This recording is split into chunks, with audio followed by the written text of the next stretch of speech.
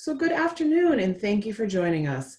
My name is Karen Corman, and I have the privilege of being the Executive Director of the UIC Alumni Association. I hope that everyone is doing well and staying safe in these challenging times. Welcome to the UIC Alumni Exchange Series. We host weekly events that bring you news, knowledge, and entertainment to help you explore, connect, and even escape from the everyday with a community of UIC alumni, staff, and faculty experts. You'll hear me say this just a few times today, but I encourage you to visit go.uic.edu/alumni exchange for the latest and greatest programming. Just a few housekeeping items before we get started. As you probably noticed, all participants were muted. However, we encourage you to keep your cameras on. We recommend that you stay in speaker view, which you can select in the upper right-hand corner of Zoom, because it's always better to see faces. If you have questions throughout, please do put them in the chat box and we will get to as many of them as possible. Please do be aware that this is being recorded and will be available in approximately 10 days afterwards at the UIC Alumni Exchange website. And also, while we have taken precautions to prevent intruders, please know that if our session is unexpectedly and inappropriately interrupted, we will immediately end the session and will send an email with additional information. And finally, you will receive a 30-second survey after the presentation. Please do let us know your thoughts as it helps us plan and program for the future. And with that, I'm excited to get started with our program this afternoon by welcoming Steve Bobb, who is the Director of Entrepreneurial Support Program in UIC's College of Business. He'll discuss with us entrepreneurship and small businesses in the current environment. Thank you for being with us today, Steve, and I'll turn it over to you to begin the presentation and discussion. Thank you very much, Karen. I am so glad to be here and glad that we have a nice crowd of people here who are interested in learning more about entrepreneurship. Hopefully you can see my slides. I'm going to go ahead and start them. I have a poll here, so we've asked if you can give us a little bit of feedback about just where you are at in terms of your current employment situation and thinking about small business. And I'll talk about that in a couple of slides. It would also help me out if you wouldn't mind in the chat to add what type of business you're interested in. It's always interesting for me to see the creative ideas that people come up with as they think about small business. So I've been, here's an agenda, a couple things that we're going to be covering today, a little bit about me and a little bit about the audience, talking a little bit about entrepreneurship and the economy as a whole. Some comments about timing of entrepreneurship, and then some traits that entrepreneurs tend to have, and then some resources to help you start to think about your specific situation, and also some common questions that I hear from a lot of people. And then I'm going to ask you to do a little homework. Hopefully it won't be very difficult, but I always encourage people to take the next steps, and then I'll have some time for questions at the end. So let's go ahead and get started. A little bit about me. I've been at UIC for just over 5 years and been helping entrepreneurs for over 20 years, helping people start, scale, and succeed in small businesses. A little bit about you. The two questions here, why don't we go ahead and close the poll so we can see what the results are. The first question that we've asked is, do you currently own a business that generates revenue? We've got about a 38-63% split. 38% people are saying yes and 63% no. Always exciting to see that there are people who have already started who are looking to learn more, and that there are people who are interested in the topic and want to know more about it. And then just some information about who is here, have a mix of people working from different size companies. That's always helpful to get a sense, especially as we think about what businesses are, the size of those businesses. We do have businesses in our economy of all kinds of different sizes, and we'll talk about that in a few minutes. We can go ahead and close the poll. So I will go ahead and stop it. And so hopefully you can see that. If people have added in the chat, can someone read a couple of the responses from the chat just to give us some ideas of what types of businesses people are interested in? Sure, give me just 1 second as I look through, but I see one business is travel, recovery cafe. I think that's all I see so far. So if there's other businesses that people would like to contribute and tell us what types of business you are interested in, please do put it in chat and then I can circle back with you, Steve. Thank you very much. Okay, well, so let's go ahead and look at the material that I've put together here. So I just wanted to give a little bit of overview of kind of entrepreneurship in the economy, just to give you some perspective. The Small Business Administration and the IRS do various polls about, and the Census Bureau do various collection of data. Some data we have from a couple of years ago, but it's the most recent we have. There are about 5.6 million businesses that have employees, and 89% of them have fewer than 20 employees. So a large chunk of our businesses in this country have 20 or less employees. There's also a whole bunch of people who report on their taxes that they have a business but don't have employees, and so there are almost 25 million of those. So there are a lot of people who are in some way involved in entrepreneurship. Some are more serious about it, but a large percentage of people. The Federal Small Business Administration does use a very broad definition of small business. They say that they call a small business any business that has less than 500 employees. Certainly, most of the businesses that I talk to as a consultant and coach are much more likely to be in the smaller range. Certainly, but it's still helpful to know that that's their definition, and when you're looking for assistance, they are looking at a very broad swath of the economy. Small businesses create 61% of net new jobs. This was an ongoing study that had been done going back to 1993.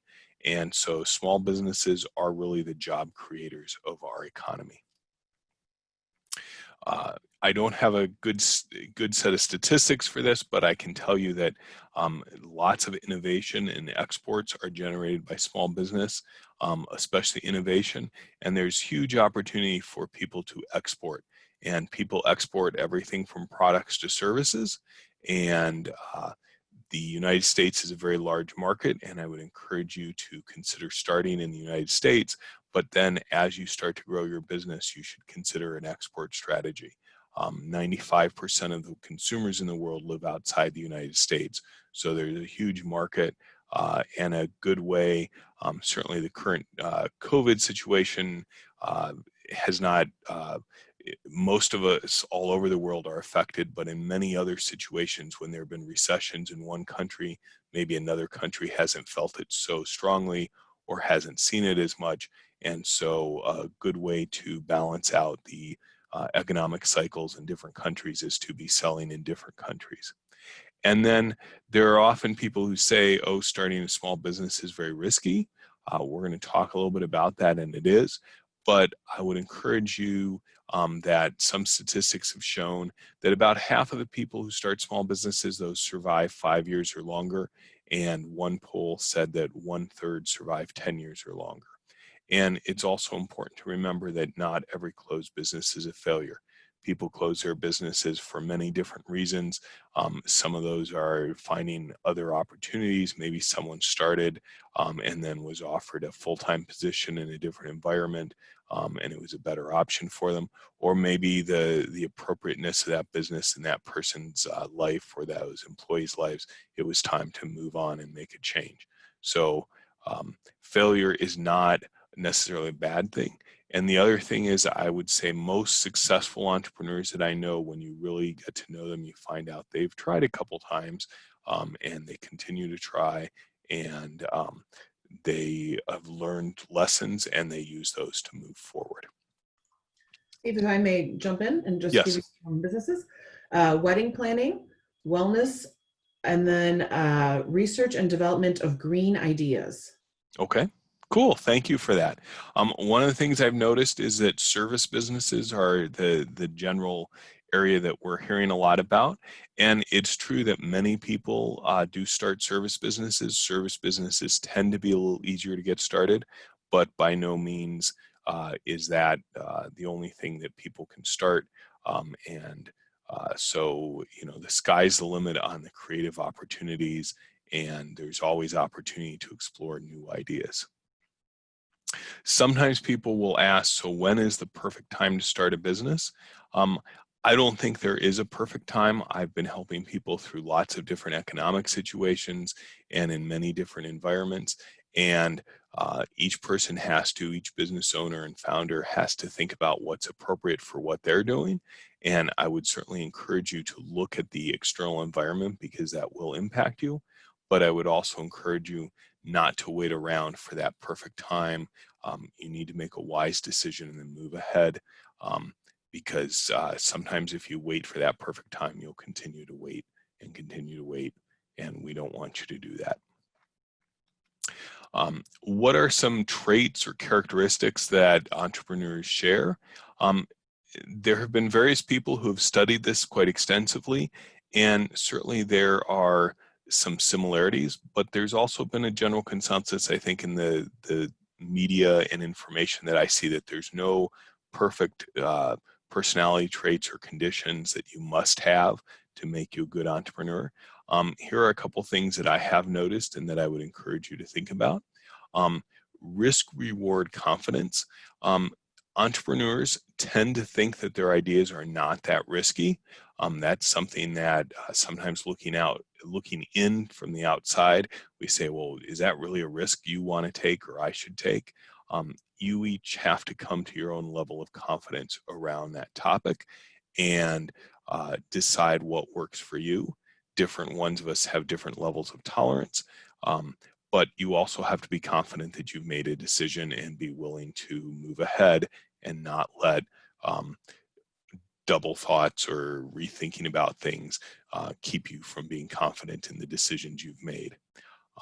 Perseverance is a super important characteristic I see in entrepreneurs who are successful. The reality is it's going to take a lot of time and be a lot of work. One entrepreneur I ran into a couple years ago, I was aware that he had been rather successful, and I just asked, how long did it take you, and how much money did you spend? And his short answer was, it took me twice as long and 3 times as much money as I had planned. So it is going to be a long haul. It's starting to run a marathon. It's not a sprint. Being confident and being independent are characteristics of many entrepreneurs. You will be making decisions probably without a lot of people to support you in those decisions, or a lot of people who fully understand what the challenges are. And so you have to be comfortable that you are good with your own decision making and working alone. Even if you have a team of employees around you, they're looking for you to make decisions and to take initiative. And then I think that these show kind of a sense of self-awareness, just being aware of what's important to you, how you work, how to motivate yourself, how to be confident in what you're doing, and just knowing yourself, I think, is super important for an entrepreneur. This is a list of things that I would say are more internal. I have another list that I want to share with you that are a little more on the outside, and hopefully you'll see why I've included these lists and some different things here. One is you will be the chief salesperson for your business. And so I know that sometimes people don't like sales. Sometimes people feel that sales can be maybe a slippery business. You will need to figure out how you feel comfortable selling, and you will have to be the main salesperson. You can hire salespeople, but ultimately you will have to understand that process and be very committed to that, because no one will sell things like you will. And ultimately that will be one of your primary jobs as a leader of a business. Many entrepreneurs that are successful do have a system of outside support and resources, and I would certainly encourage you to find people, mentors, organizations where you can get access to resources and get experience, especially talking to people who have done that, been there before, to understand what does and doesn't work, and then to help you figure out to make those right decisions. Many entrepreneurs that I see that are successful have a family situation that is supportive of what they're doing. Certainly, that creates more comfort and more space for you to do what you feel is important, and things like childcare, addressing the financial issues around whether you're the only sole or the sole breadwinner in your family, having other resources is super important to think about. And hopefully you've established some financial and insurance stability. Certainly the issues of having health care are an important issue. And just knowing how you're going to address the financial issues. Like I said, most entrepreneurs spend more money than they expect. And so having a stability in that area and knowing. And then being wise about your lifestyle. There are plenty of stories of entrepreneurs who have not been wise about their lifestyle and have ended up regretting it. So be wise about that. Understand what your lifestyle requirements are and how you're going to address those, because it will probably be a long haul before you have your own paycheck. Most entrepreneurs don't start out making a lot of money. In fact, I would say many entrepreneurs, at least the first couple of years, don't make any money from their business that they use themselves. Anything that they're generating, they're reinvesting in the business and reinvesting in their resources that they need to continue to grow. So how can you increase the odds of success? Well, I'm a strong believer that having a written business plan is super important. And I really like this quote from President Eisenhower. Remember, he was a general before he was president, and I think that his background in the military probably was what motivated this quote. Plans are worthless, but planning is everything.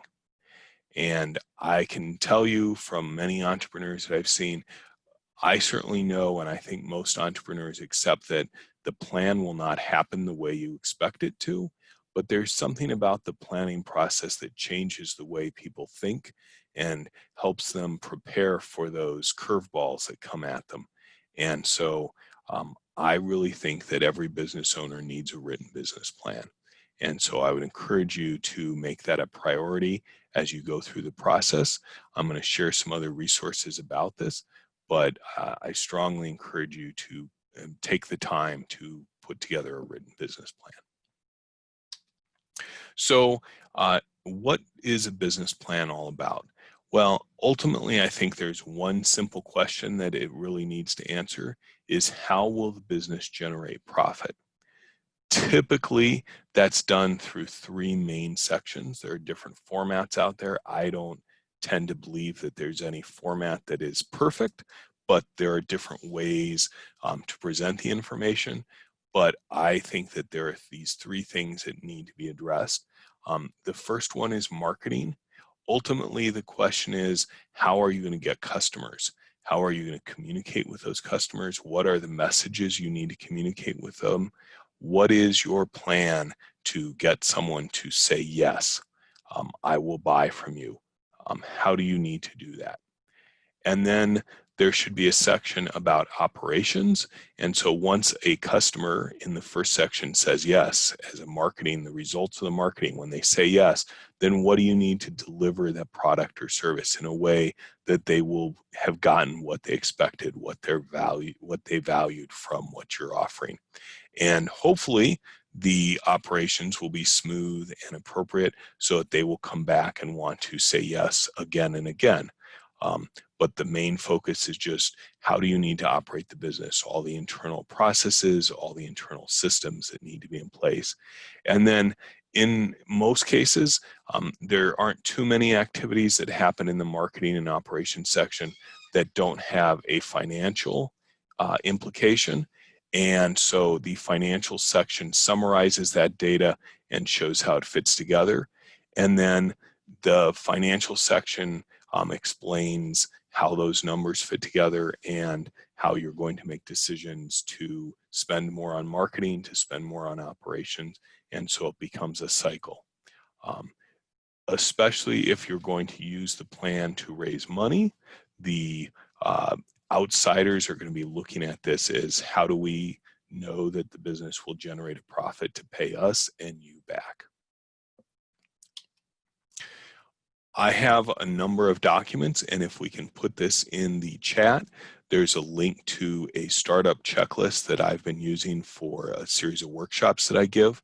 And so you can download this. It's about 10 or 12 steps of things that you should think about as you're going through the process. And ultimately, most of those things would be things that you would address as part of your business plan, both in doing some research to try to understand your market and your environment, and then how you're going to form legally, what types of taxes and issues you need to do. The checklist also references a document that the state of Illinois provides called Starting Your Business in Illinois Handbook. And this is just a book that some folks at the state have put together, which has some more details. It's not exciting reading. You're not going to want to read this before you go to bed, or you will want to read this if you can't sleep.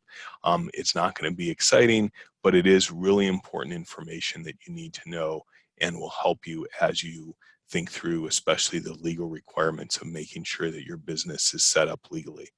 And just as a side note, I can tell you I've had a number of conversations recently around entrepreneurs who are struggling with the COVID crisis, and some of them are really struggling because they took some shortcuts, especially around some of the legal issues, and aren't eligible for some of the assistance that the different government agencies at different levels are providing, because they felt that they could avoid that.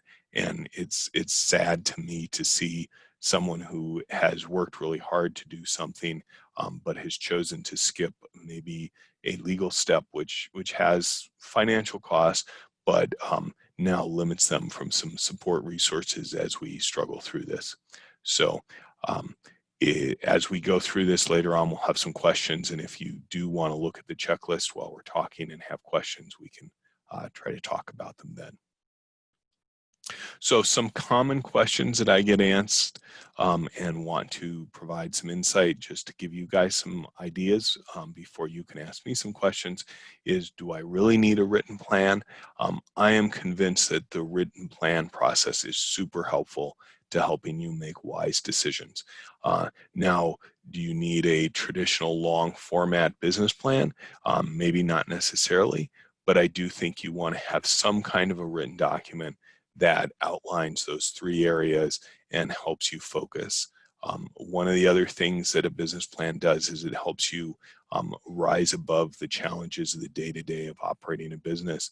There are times when we all have unhappy customers, where we have supply chain disruptions, where we have different challenges, and the written plan can help you focus on the things that are most important and help you focus in on making sure that what you're doing is going in the right direction.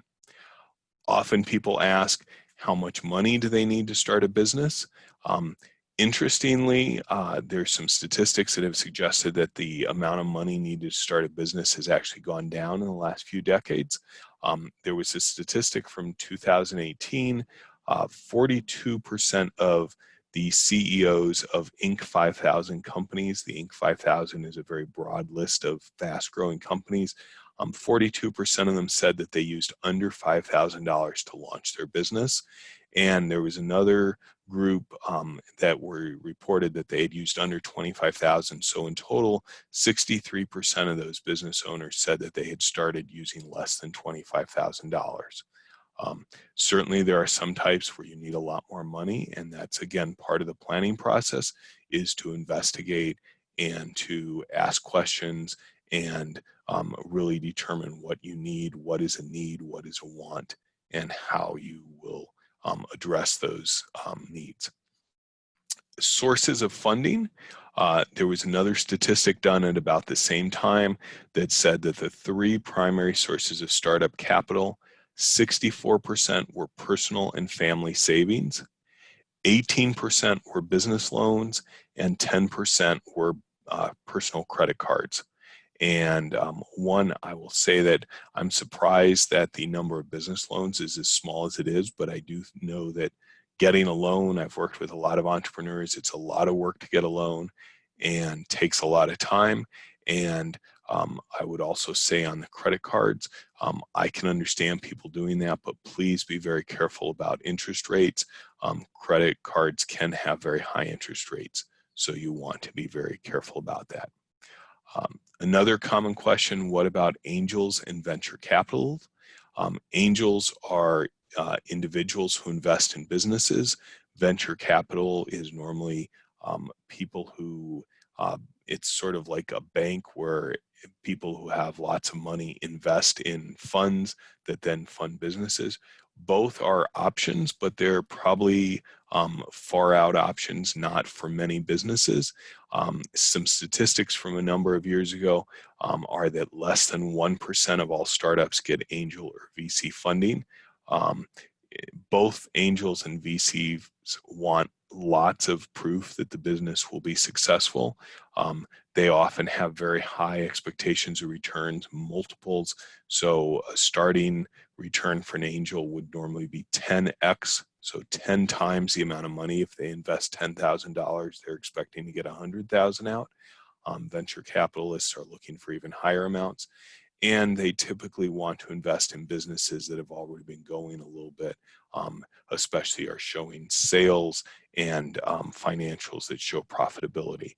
So certain businesses, it's worth looking at, but for many, it's worth moving ahead without them, and knowing that there might be a time and place for it, but understanding how that fits in your industry. Some other resources, two resources that I would encourage you to look into.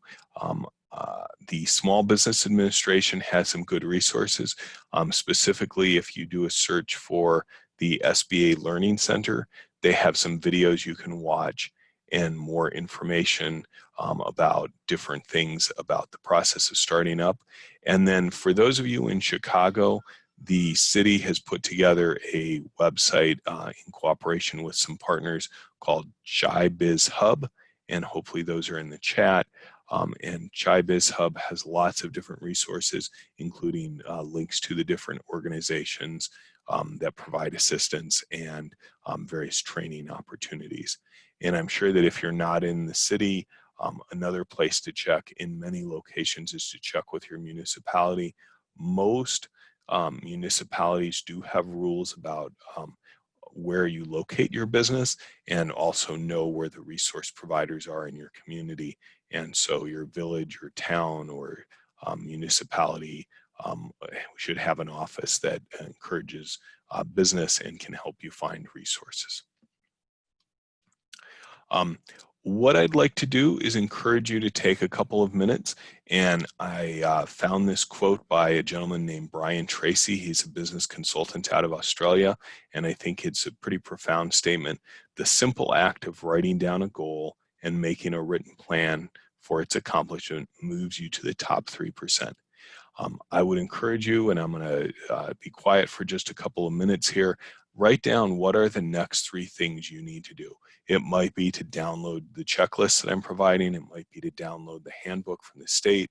It might be to watch some videos on the SBA website. Whatever it is for you, write down 3 next steps and 3 dates that you anticipate doing each of those steps. So let me give you about a minute to take the time to do that.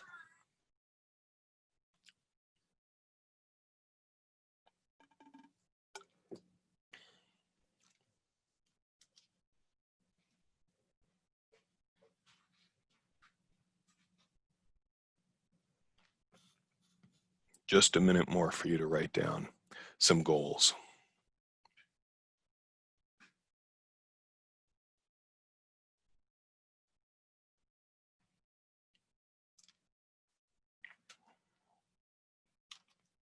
So I hope that that has given you some insight, and I hope you've written down some goals. I'm happy to take some questions. And one last thing about the program I run, the Entrepreneurial Support Program, I do a series of 4 workshops called the Venture Series.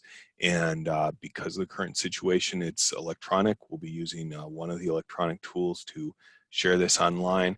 Our next edition of that will start on July 8th. It will be in the middle of the day for 2 hours for 4 weeks. And so there's a link at gouic.edu/UICESP-VS, and you can learn more there and register, and I'd love to have you and share more information. And now if you have questions, hopefully we can give you some more insight. Thank you so much, Steve. It's great information that you shared and lots of helpful tips. And we do have several questions coming in, and I encourage participants to use the chat feature as you think of additional questions. The first one is, how do I begin to put together a team when starting a new business? Thank you. The word team, I think, can have a lot of different meanings. And so I think part of it is starting to ask people if they are interested in supporting you as you go through the process, and then what skills they feel they can add to that. And you starting to do your research about what challenges you will have, so you can ask people for specific assistance in specific areas. So sometimes when we talk about team, we're talking about people who you would employ. So maybe someone with some technical expertise, maybe a programmer, maybe a financial person, to help you with those specific skills that they have. And it could also be mentors or other experts who you might ask. I always think that a good referral source is other people who you believe have been farther along the journey than you.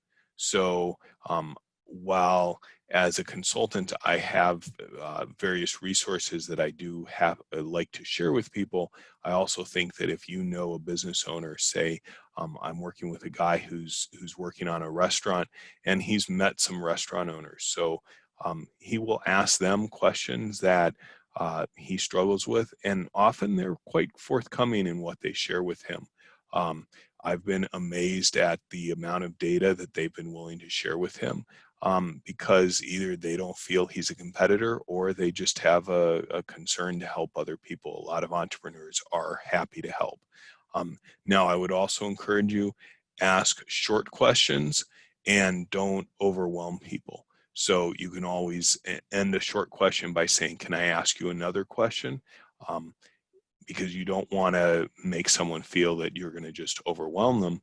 But if you ask, can I ask you another one, then they can decide, are they willing to share more with you, or is that all they can share at this time?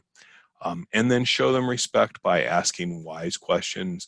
At the same time, don't be afraid to ask some questions that you might feel are a little less important or something, because sometimes they really are important, and it's good to hear from somebody else who's been through it. So it's a really interesting perspective on thinking about team, and to your point about mentors and broadening that network of people that are helping. Yep. And let me just add one more comment on that. I get a little nervous when someone says, can you help me find a mentor? And the reason I say that is because sometimes people would be more than happy to share advice with you, but they don't want to be called a mentor. And I think that in our culture, the formal term mentor sometimes means a big commitment. And so I often, when somebody will say, I'm looking for a mentor, I'll be like, maybe just ask some basic questions. Don't use the word mentor. If it develops into a relationship that feels more like a mentor relationship, or what you think it is, that's awesome. But if you say, hey, Wendy, would you be my mentor? She might not be ready for that right now. But if you say, I've got this specific question, where do you get your credit card processing from?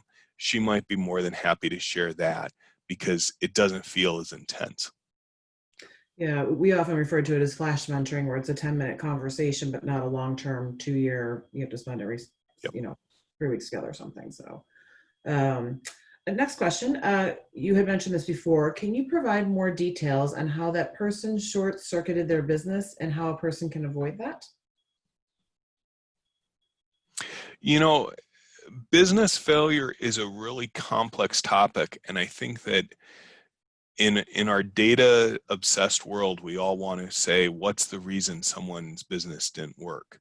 And um, people make all kinds of mistakes, and some of them have more impact than others.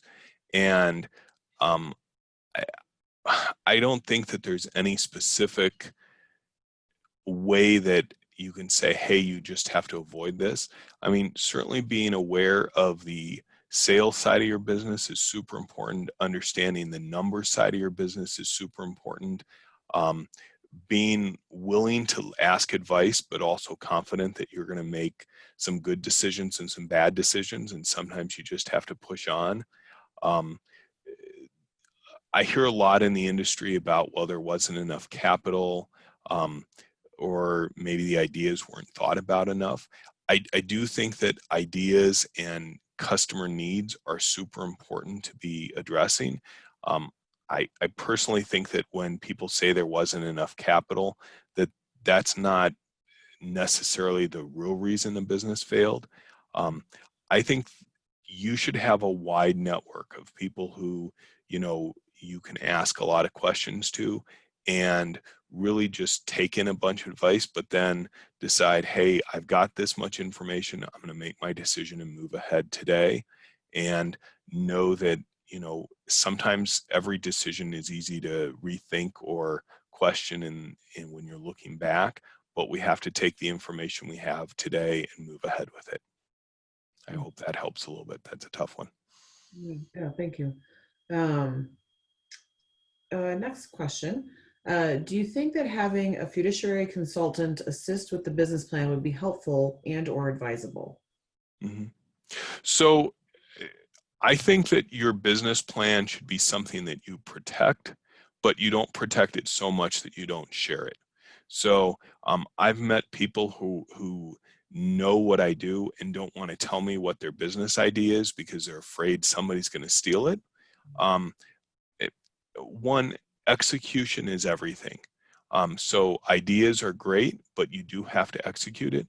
And if you hold things too close, I think that that can be negative.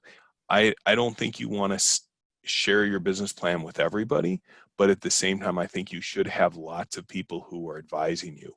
And so, do check people out, make sure that they look like they're trustworthy people and they have good reputations. But then, yes, you should have a financial person or multiple financial people look at them. You should have people with expertise in marketing, with expertise in operations, get their feedback because uh, we all see the world a little bit differently. And I think that we all can help build something more effectively. And sometimes what makes a good entrepreneur is someone who's really good at what they're doing. Um, and that is super important. But if you don't bring in all areas, especially the marketing, the operations, and the financial, so if you're not good at financial, that's probably the area that most people are scared of, then you need lots of people to help you with a financial section and to give you input and to advise you to help you make wise decisions. Um, it's part of the reason the planning is so important, I think, is because it helps you make sure that you don't miss blind spots that you wouldn't necessarily think of yourself. So having a fiduciary, having an accountant, having a lawyer, having consultants who you can talk to about it, I think is super important. Yes. Thank you. The next question, are there tools in the course relevant for someone interested in starting a nonprofit organization? For example, providing market rate housing for veterans, and then it says tiny house community. So I'm assuming. Sure. So a couple things. When I hear the word nonprofit, my first response is normally, why nonprofit? I personally have been involved with starting some nonprofits. I've served on the boards of nonprofits, and realistically, running a for-profit is typically less bureaucratic in terms of the oversight side of things. On the flip side, even though the owners can't get profit out of the business, it still needs to at least break even financially, and it still has to have a way to communicate with customers and a way to provide services to those customers, an operational situation. So in one sense, there are a lot of similarities. In one sense, there are some key differences. Um, I have traditionally, in the training and the work I've done, not worked a lot with nonprofits, just because more people do want to do for-profits. But again, a lot of the concepts are exactly the same.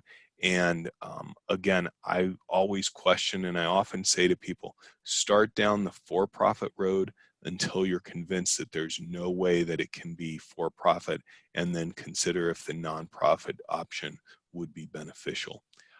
And then there are a number of resources in Chicagoland that do help nonprofits, and certainly as you go through that process, I'd be glad to share some of those with you and try to make sure. One of the things that I know is I can't know everything, I can't do everything. My goal is to make sure that if I can't give you advice, that I find resources that can give you advice. That's wonderful. Thank you so much for doing that and going above and beyond. Another question for you. What are some ways you can build trust with your clients in difficult times when you don't have a prior history of working together?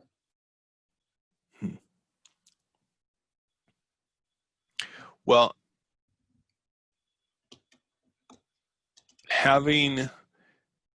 our society has moved to a situation where we tend to trust strangers' opinions about things.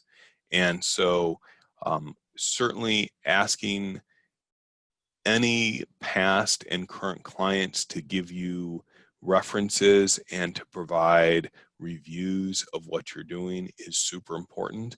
And I know that there's some controversy around some of the review sites online, and there are challenges with those, but I certainly encourage you, in whatever industry it is, to be asking clients to leave reviews, to ask people who know you to give you those type of things. They do need to be legitimate, but I do think that I think I saw a statistic that I think it's over 60%, and it might be closer to 90% of people who visit a restaurant check out the restaurant's website before they go. And so having reviews, having information adds credibility. And even if you can't transact business online, and some industries it's very easy to transact business online, some industries it's much more challenging, but I think you need to have a website for professional credibility. And also take advantage of, depending on what industries you're in, websites like LinkedIn and Facebook and the others, having a presence there, even if you're not using it directly to sell your product or service, it does add credibility and let people know that you've taken the time to show that. So I would encourage you to do that. And then as business owners, it's often easy to think that you know the most about your product and service, and in some ways you do, but you also have to really listen to people. And ultimately, there are times when it's right to say, look, my product isn't the best fit for you, and so I'm not going to sell to you, but I'm going to let you know of somebody else who I think might be better. That can go a long ways, and hopefully people will see that and respect that, and will later on see that they can trust you. Building trust is a challenging process, and consistency is also important. So hopefully that gives some insight. It certainly does. Thank you. Another question. If you were starting a business with a partner, what are some key questions to ask or conversations you would make sure you have to make sure you have a similar work ethic and expectations? And what then on the other side what would be red flags? Sure. Well, I'm glad that question came up. One of the things that I didn't do a good job including here is I use a tool called Growth Wheel. And Growth Wheel is a consulting tool that consultants like me use to help businesses, just covers a lot of different topics. And one of my favorite things out of Growth Wheel is a document called a social partner contract. And if whoever asked the question wants to send me an email and ask me for this. And the social partner contract is just a list of about 20 to 30 areas that you should use to think about when you talk with partners, whether that be someone who you're going to form a partnership in your business, or maybe even suppliers or other people who are going to be involved with your business. And you can use it in lots of different ways, but if there were two people thinking of going in business together, I think that that would be a great tool to use. I also think that you have to have a written agreement. We live in a crazy society where people are more quick to sue people than is necessary, I think. And unfortunately, you have to plan now for the termination of any relationship, whether that be with a partner, whether that be an employee, whether that be with a vendor. You really need to put some things in writing. Again, it's probably not going to cover every possible issue, but it creates a framework for what could happen and how do we terminate this situation if that decision has to be addressed. And so it's not a fun thing to do, but I think it creates a healthier relationship. And it can also mean some real create less headaches if there is a situation, especially an unexpected situation. So you've got to take the time. Probably you do need to invest in having a lawyer help you with a document like that. But if you don't feel you have the resources or that's not the way you want to go, I think even putting an agreement between two people together that hasn't been vetted by a lawyer is at least a starting point to say, these are what we think are important and these are how we're going to deal with issues. And then I think there's a real understanding, needs to be a real understanding of what are things that have a direct impact on the success or failure of the business and what are personal choices. So years ago, I had a very weird conversation, and it was obvious that one person really wanted to talk to me and the other person was a little less interested. And I think I finally convinced them to have a telephone meeting. And it wasn't very far into that conversation where one of the partners made the comment, well, I just hate that you leave every day at 3 o'clock. And I really quickly realized that this was more of a personal conflict than, say, a business conflict, but it was affecting the business. But there are things that directly affect the outcome of the business, the success of generating revenue, and there are personal issues that, I don't appreciate that, but if the person's doing what they need to do to be generating the revenue that we're looking for, maybe I've got to learn to keep my mouth shut and not let those things drive me crazy. But talking about those things in an open forum will help, and understanding maybe there are situations that, again, are less important, but they are annoying, that communication can help.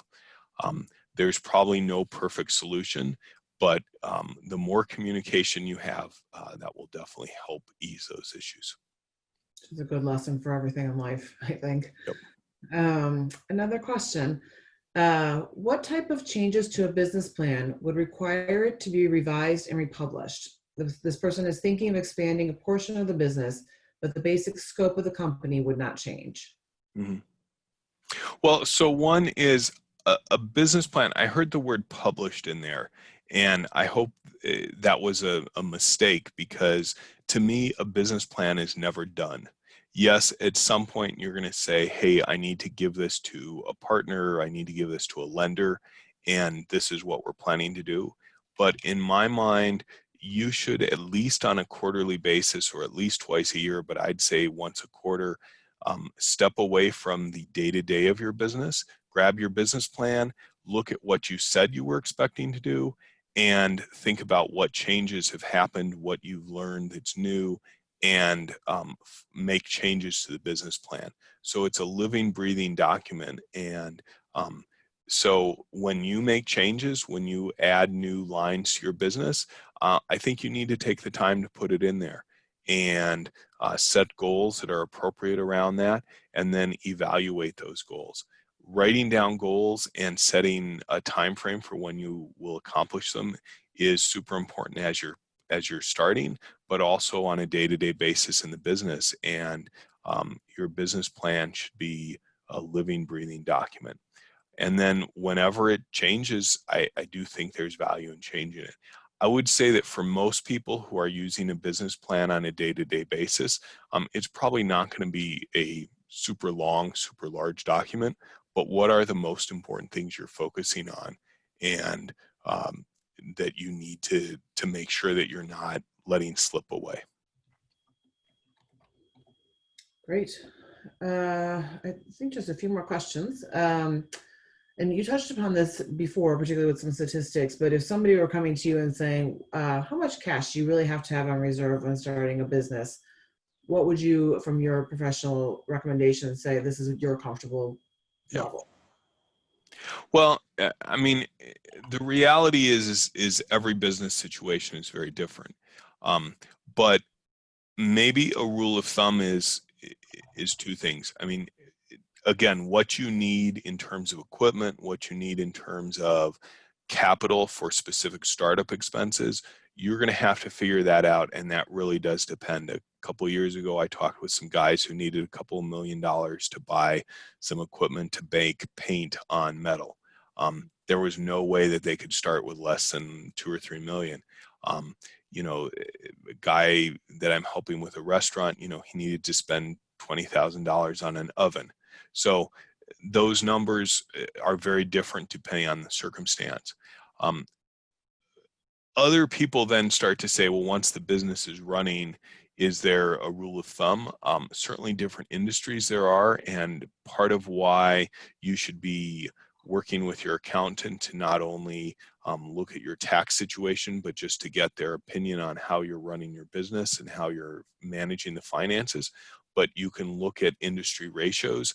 Most industries have ratios and let you compare, and you can, maybe you're letting your payables get a little bit late, or you're not collecting as aggressively. And so you can make significant differences depending on the scales by looking at those things. An accountant that I read about recently said that you should definitely have 1 month of cash on hand. That's probably a long shot for a lot of people, but it's a goal to start aiming for a lot of businesses. And probably aiming for 3 months would be a much better cushion. But again, it's going to be such a variable situation. I will say that when I ran a nonprofit for a number of years, and when I committed to doing cash flow analysis every month, I learned that in my business, I could predict about 60 days of expenses and cash flow. And when I got to that point, it helped me feel a lot better about what I was doing. It didn't make my discussions with employees who wanted me to buy something for them, you know, the marketing person wanted me to pay a consultant.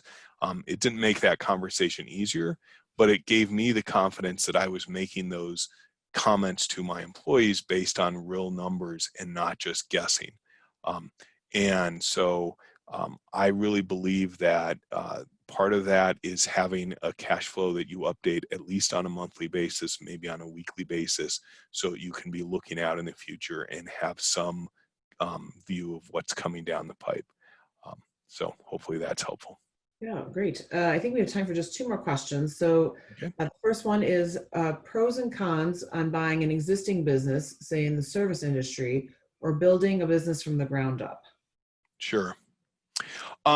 So if you're buying an existing business, one, you need to make sure that you understand what you're getting into. And there are liability issues, especially around tax, employment taxes, that you want to understand. But you certainly are buying a reputation. Now, the possibility is it's a good reputation, or it's possible that maybe the seller has slacked off and the reputation isn't so good. So that's something to think about.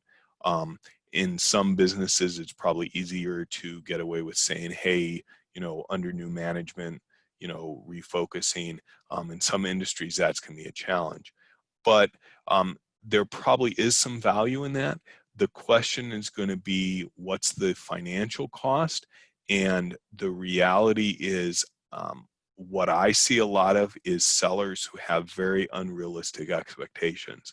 And the reality is that if someone thinks that it's worth whatever, and even if the numbers don't show that, you can spend a lot of time arguing, and if the seller is really being stubborn, you might not be able to convince them the reality is that it's not worth as much as they think. there's a rule of thumb out there. I'm not sure, I don't normally deal with this, but a rule of thumb that I think is a reasonable starting point is that a business is worth 5 times its available profits. And typically you would take out depreciation and amortization and also the owner's salary out of that. So, and then do a net present value of that. It's a complicated process, but there are definitely some advantages of having the systems in place, especially if you're convinced that they're good systems, and having some customers. But you really need to, make sure that those are of value. Also, be aware most lenders feel very uncomfortable about what's called goodwill.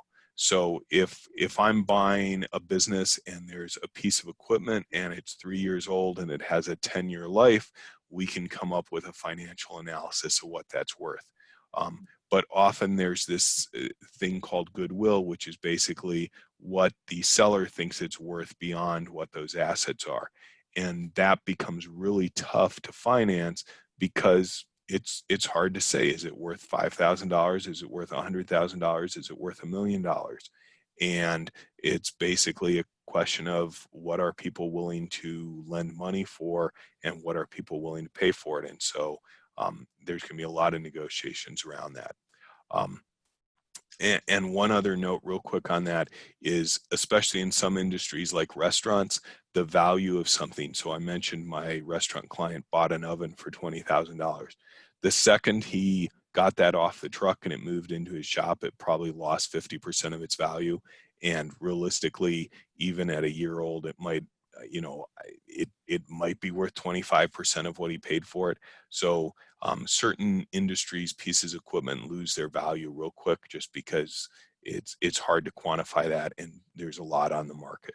So it's a complex topic. Well, absolutely, and you can see the emotion behind somebody building a business with their blood, sweat, and tears, and then putting a price tag on that, and how Yep. could lead to lots of interesting conversations. Yes. Okay, in the last minute or so, our last question. How long have you been using Growth Wheel, and why do you use that tool versus others? So I've been using Growth Wheel I've been certified, I think, for about 7 years, and really probably 5 years ago, really committed to using it as much. There are lots of tools out there. I think that any tool you have to be committed to using, and every tool is going to have its places where it's weak, but it's what works for you, what resonates with the way you do things, the way you think.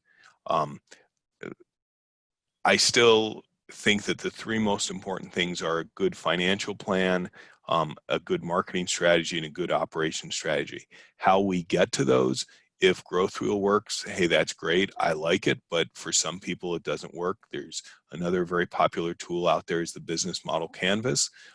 It's structured a little bit differently, but it's another tool to help people think through the challenges around it. You need to pick what works for you. If someone comes to me and says, I don't really like that Growth Wheel stuff, I'm not going to force anybody to use it.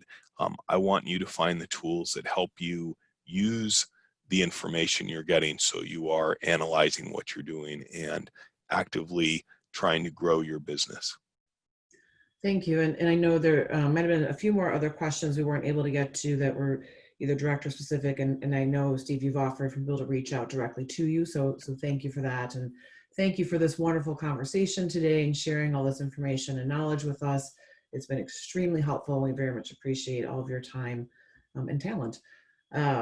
Next week, please join us on Tuesday, June 9th for our next Alumni Exchange event at noon, which will be featuring UIC alumna Rachel Thompson, who will walk us through the science behind mindfulness as she presents an interactive discussion on mindfulness and the mind and body connection. You can always find more information at go.uic.com/alumni exchange. And of course, please be on the lookout for our quick survey. Thank you again to Steve for joining, and thank you to all of you for joining us today. We look forward to seeing you again in the Alumni Exchange. Have a great rest of your day.